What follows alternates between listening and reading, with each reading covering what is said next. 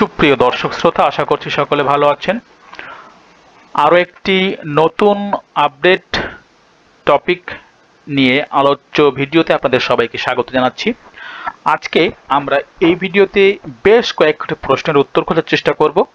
তার মধ্যে প্রত্যাশিত নবম পে স্কেল 2025 সরকারি কর্মকর্তা ও অবসরভোগীদের কিভাবে কাজে আসবে এবং বেতন কাঠামো নিয়ে যত প্রশ্ন রয়েছে তার সর্বশেষ উত্তর দেওয়ার চেষ্টা করব। নতুন বেতন স্কেল কার্যকর করা হলে পেনশনভোগীরা কিভাবে উপকৃত হবেন, এটি সমস্ত পেনশনভোগীর মনের প্রশ্ন। আজকে এই প্রশ্নের উত্তর দেওয়ার চেষ্টা করব। সরকারি কর্মচারীদের নতুন পে স্কেল বাস্তবায়ন চূড়ান্ত পর্যায়ে, এ বিষয়ে থাকছে আলোকপাত।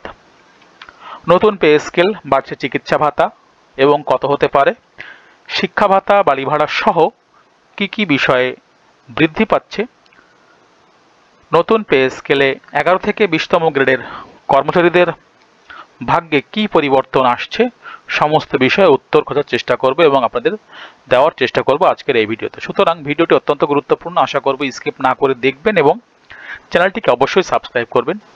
প্রথমে আপনারা দেখতে পাচ্ছেন সরকারি কর্মচারীদের নতুন পে স্কেল বাস্তবায়ন চূড়ান্ত পর্যায়ে। আমরা বিভিন্ন বিশ্বাসযোগ্য মাধ্যম থেকে যে সমস্ত তথ্যগুলো পাচ্ছি তার আলোকে এই ভিডিওটি তৈরি করা। দেখতে পাচ্ছেন সরকারি চাকরিজীবীদের জন্য নতুন বেতন কাঠামো চূড়ান্ত পর্যায়ে পৌঁছেছে। পে কমিশনের সদস্যরা বর্তমানে শেষ মুহূর্তের বিশ্লেষণ ও সমন্বয়ের কাজ করছেন। গত 30 অক্টোবর বিভিন্ন সমিতি ও অ্যাসোসিয়েশনের সঙ্গে মতবিনিময় পরে কমিশন এখন সব প্রস্তাব ও অর্থনৈতিক পরিস্থিতি যাচাই বাছাই করে চূড়ান্ত সুপারিশ প্রস্তাব করছে। কারণ ডিসেম্বরের মধ্যভাগ থেকে নির্বাচন সংক্রান্ত তফসিল, রোডম্যাপ ও অন্যান্য প্রস্তুতি শুরু হলে সরকারের পক্ষে নতুন বেতন কাঠামো বাস্তবায়নের দিকে নজর দেওয়া কঠিন হয়ে পড়বে। একই সঙ্গে বাজেট ঘাটতিও বড় বাধা হিসেবে কাজ করতে পারে। বিশ্লেষকরা মনে করেন ফেব্রুয়ারিতে নির্বাচন অনুষ্ঠিত হলে কমিশনের মেয়াদ আছে 14 ফেব্রুয়ারি পর্যন্ত। ফলে সরকার একদিকে নির্বাচনের চাপের মধ্যে থাকবে, অন্যদিকে কর্মচারীদের বেতন ভাতা বৃদ্ধির দাবিতেও চাপের মুখে পড়বে। ফলস্বরূপ সুপারিশ প্রণয়নের পরও বাস্তবায়ন বিলম্বিত হতে পারে।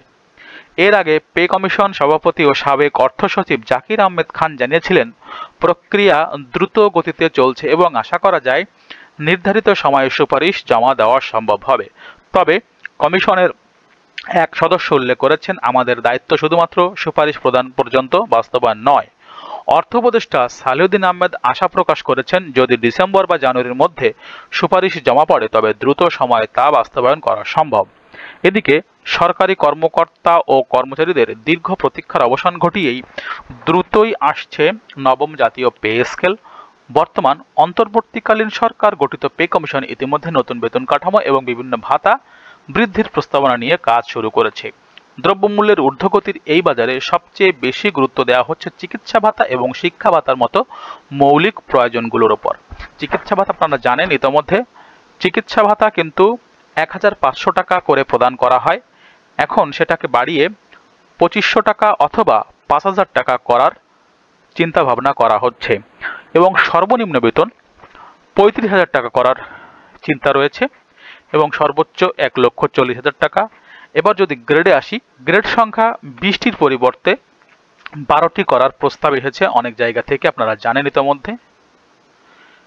সে আলোকেই নতুন এই পে কমিশন কাজ করে যাচ্ছে। আমরা আশা করব দ্রুত সময়ের মধ্যে তা বাস্তবায়িত হবে।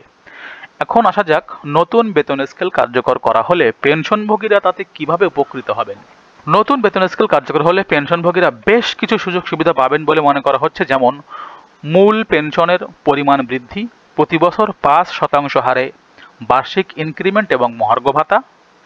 এই পরিবর্তনগুলো পেনশনারদের জীবনযাত্রার মান উন্নয়ন করতে সাহায্য করবে, যা তাদের অর্থনৈতিকভাবে আরও সচ্ছল করে তুলবে।